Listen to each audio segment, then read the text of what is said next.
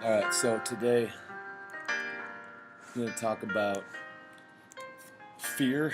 I'm going to talk about saying yes, saying no. I'm going to talk about a lot of different things that the last couple weeks, it's not so much that I learned, it's that I've started to practice it with a fervor that I've never practiced with before.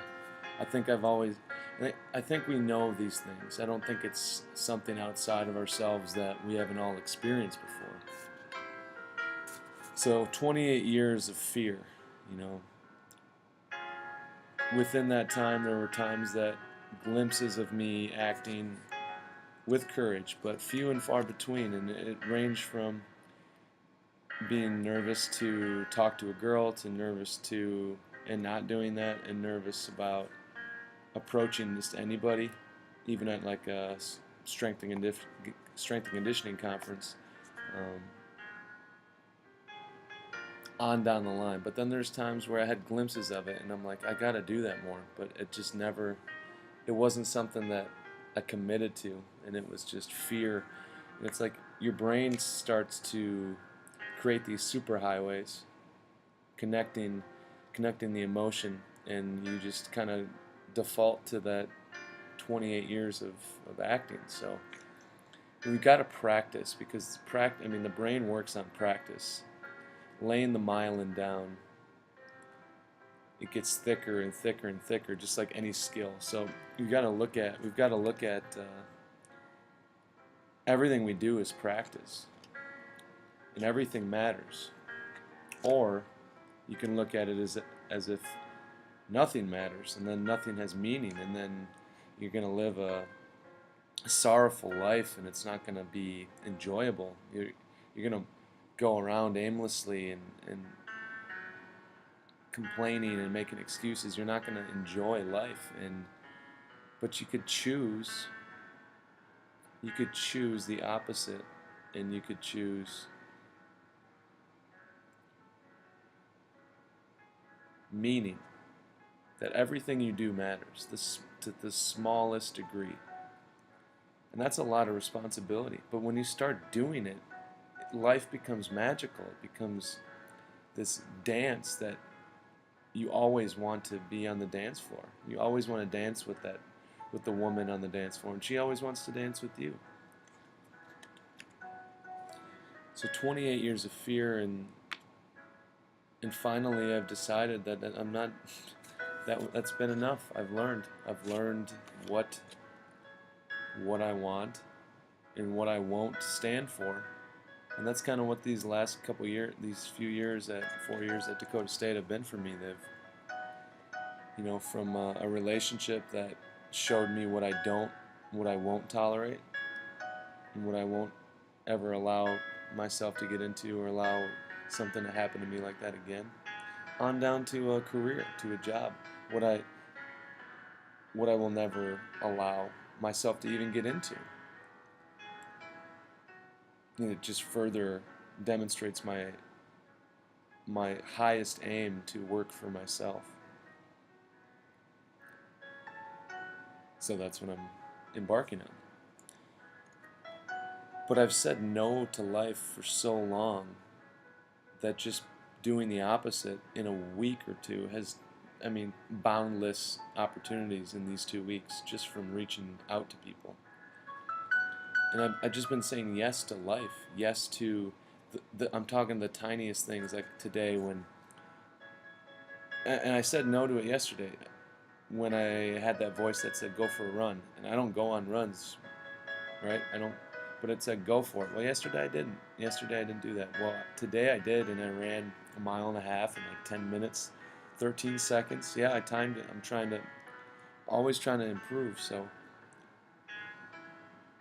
it's just little moments like that get magnified when it becomes something that's way more important than listening to a voice that says go run. It's listening to a voice when you need to speak up when something's evil is going on, right? We can take it to the extreme and understand that it does matter. But it's the smallest things. To be, it is a mistake to think that we should reserve this idea of everything matters and this listen to that voice that says go for it with the big things. It would be a mistake to do that.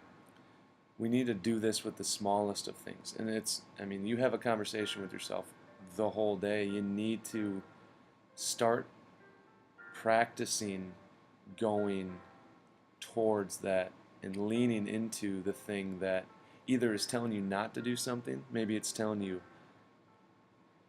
not to go talk to that person, well, then you probably should go talk to that person. And if it's telling you with like a half a second, it says, go talk to that person, they seem interesting. You gotta, I mean, Mel Robbins has a book, 5-second rule. It's the same principle, same concept. It's simple. It's not anything that's outside of yourself. Everyone has that every single day where they either do or they don't act on that. And I would venture out to say that most people don't. And if you do, people are like, oh, that he's outgoing, and it's really just enough's enough. I mean, how long are we going to allow ourselves to live in fear? It was 28 years for me, and I'm dedicating my entire life to saying yes to those smallest of things. The ones that don't make the headlines, that won't make a conversation, you know, become magical with someone when you're talking about it. It's those little things that, I mean, every day just watering that ground, eventually that bamboo tree is going to just skyrocket. And then people are going to be like, man, he got lucky or she got lucky, and then they got so many opportunities, and it's like every day, and I'm as guilty as this as anybody is assuming that appearances are telling us the truth. You know, I don't. One of my maxims, my aphorisms, my mantras is one of them. Don't trust appearances. I mean, if people looked at me now, they'd say he was probably always fit. He was always fit, or even if they don't even talk to me, maybe he's a meathead, right? In fact, I was a chubby kid for most of my life, and I carry that with me today as a reminder of where I came from.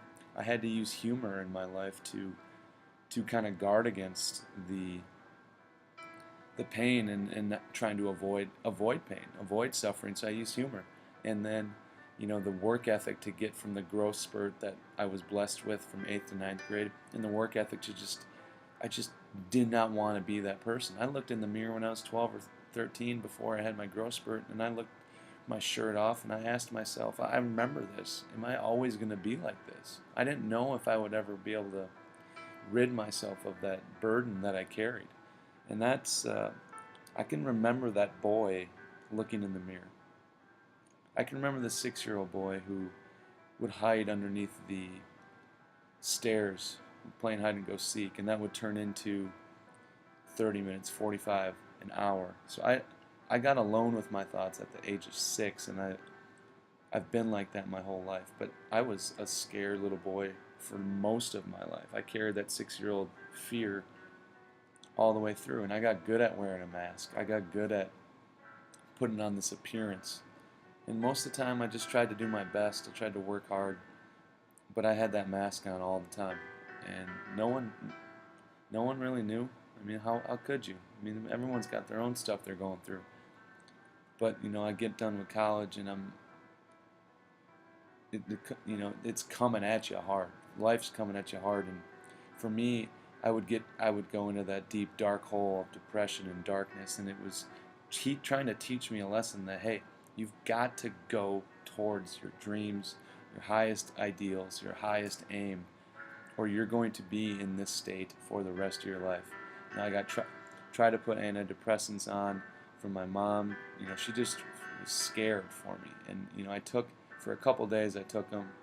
You're supposed to go like 30 days, and then maybe it'll start working. I just threw them away. I was like, this isn't what my issue is. My issue, my challenge, my journey requires me to go into the depths of my being. The good and evil goes down the center of our soul, center of our heart. It's not outside of us. This darkness is in me, and it's never going to leave me It's a choice, though. We have a choice to choose fear or love.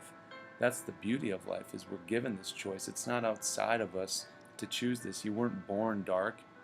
Most of us, unless you're a psychopath, right? You weren't born dark. It's a choice. And sometimes darkness can overtake you because of the fear that we allow ourselves to be guided by. If we're guided by love, I mean, we can do amazing things, and you can look anywhere for examples of both of the things, fear or love, guiding someone's life. It starts with discipline. I mean, Jocko Willink is the one that's that champion of discipline, but discipline equals having positive habits. And positive habits are simple for me. They're foundational habits. And it's just basic movement, writing, reading, breathing, good food, water, right? It's nothing outside of myself. It's nothing that I have to go buy a special product and that guarantees me happiness and success in 6 weeks. It's just daily practice, and it's manageable. It's not like I'm asking myself to do these unreachable goals of a habit each day. They're easy, and I can do them every day. But discipline equals positive habits, and positive habits give you choices.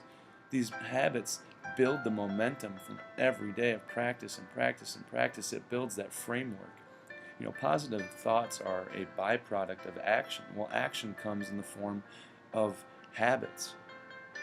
You have to have the discipline to instill the habits, and habits are simply action.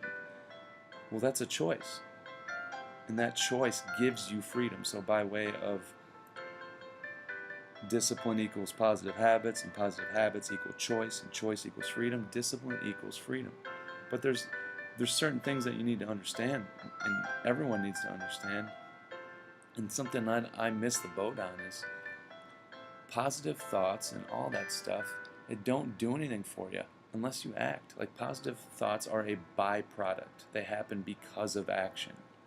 You know, you can think yourself into depression, but you can't think yourself out. It takes action. And the easiest way to do it is exercise. Move your body. Don't get caught up in thinking you're too smart. You know, Nassim Taleb, he talks about intellectual yet idiots.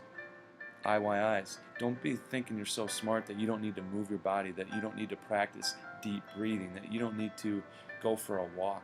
These things that restore ourselves back to our higher selves. And we want to access that. We've got to practice it. You can't just expect it to happen. But again, it is within all of us to do this. It's not go buy a product that promises 6 weeks you'll be perfect and you're gonna have your best body ever. Like, it takes time, but I mean, if you plan on dying tomorrow, if you're healthy today and you're like, well, I know I'm gonna die tomorrow, well then yeah, fucking try to find the best possible, quickest thing. But if you're healthy and nothing's going really wrong with you, and you're 20, 30, whatever, 40, I mean, you've got time. Just start now. Practice. I mean, we got to live as if everything that we do matters, because if we don't, the reversal is that nothing matters. Aim for our highest. Aim for the highest ideal, and just practice, practice, practice. Just literally practice, practice. Sometimes that's how I look at it. I'm not even practicing the habit. I'm not even practicing discipline. I'm practicing practice. Now, we got a minute left here. I wrote down some things, 3 things. First one is acknowledge. Acknowledge people. Acknowledge that they're a human being. Walk by them and say hi. Say thank you. Manners. You know, if you weren't taught that, you need to start acting like that, because it's amazing that when you acknowledge someone, the far-reaching effects that has, because that's happened to me this week, and I've been passing that on, paying it forward in ways where people it's just bounding forward. Got less than 30. Listen to the voice that says, I want to do that, and go towards it. Don't listen to the voice that holds you back. And number 3, practice. Again, it's the bamboo tree. Continually practice and practice and practice. And just because you can't see it doesn't mean it's not growing down in the bottom, in the roots. Keep watering it. Keep going. Keep practicing. The bamboo tree will grow. That bamboo tree is you.